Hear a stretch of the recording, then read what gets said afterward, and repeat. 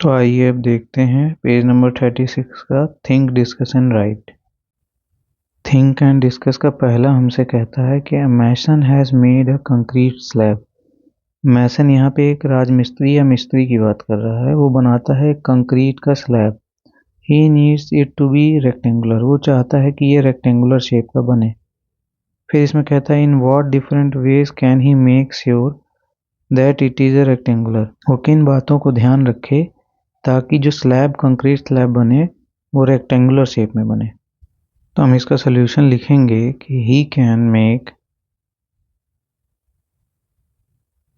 Sure that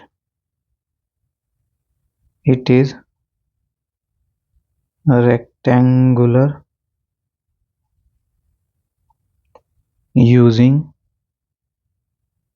the following different veg.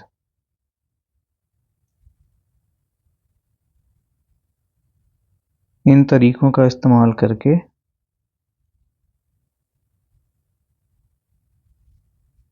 वो एक rectangular concrete slab बना सकता है, कंक्रीट स्लैब बना सकता है। पहला, by making opposite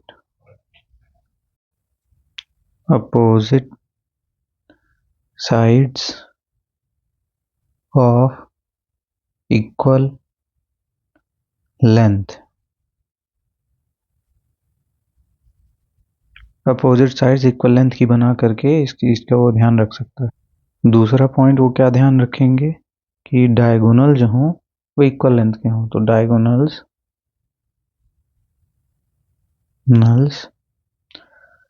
of equal length. Third point वो क्या ध्यान रखेंगे, बाय कीपिंग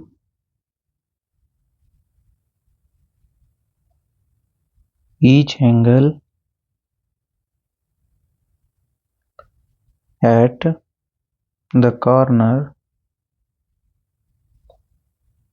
इज 90 डिग्री, कि कॉर्नर के सारे एंगल जो क्या हों 90 डिग्री के हों। तो अब हम थिंक डिस्कस के दूसरे क्वेश्चन की ओर बढ़ते हैं। तो आइए देखते हैं अब हम थिंक डिस्कस का सेकंड क्वेश्चन। इसमें हमसे कह रहा है कि एक square was defined as a rectangle. एक स्क्वायर को हम रेक्टेंगल की तरह डिफाइन कर सकते हैं विथ ऑल साइड्स इक्वल, जिसमें उसकी सारी साइड्स इक्वल होती हैं। Can be define it as rhombus, क्या हम उसको रोम्बस की तरह डिफाइन कर सकते हैं विथ इक्वल एंगल्स, जिसके सारे एंगल बराबर हों। एक्सप्लोर दिस आइडिया को एक्सप्लोर करना और इसका सोल्यूशन देना। तो आइए करते हैं इसका सोल्यूशन। तो हम एक स्क्वायर को रोम्बस की तरह डिफाइन नहीं कर सकते जिसके इक्वल एंगल्स हो, क्योंकि हम लिखेंगे कि square can not be defined as a rhombus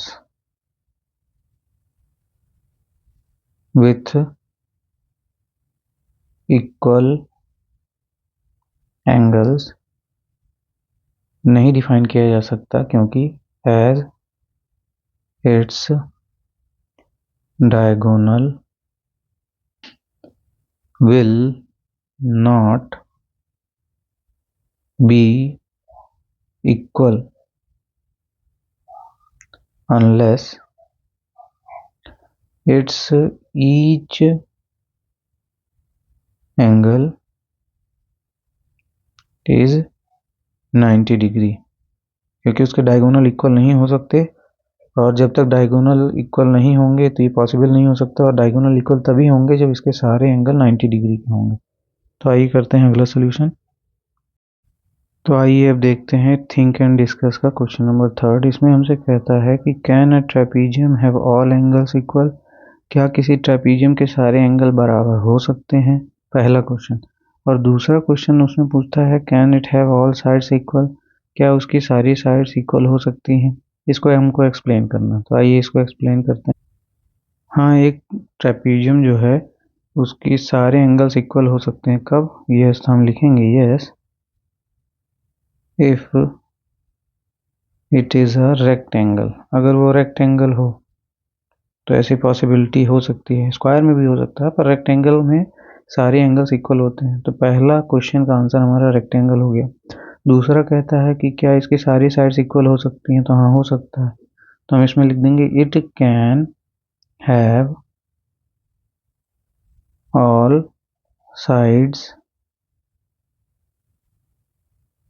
equal, सारी साइड्स इक्वल हो सकती हैं when it becomes a square, जब वो एक स्क्वायर बन जाता है तब ऐसी पॉसिबिलिटी हो सकती है। तो हमको थर्ड के दोनों क्वेश्चन का आंसर मिल गया। अब आइए आगे बढ़ते हैं फोर्थ चैप्टर की ओर।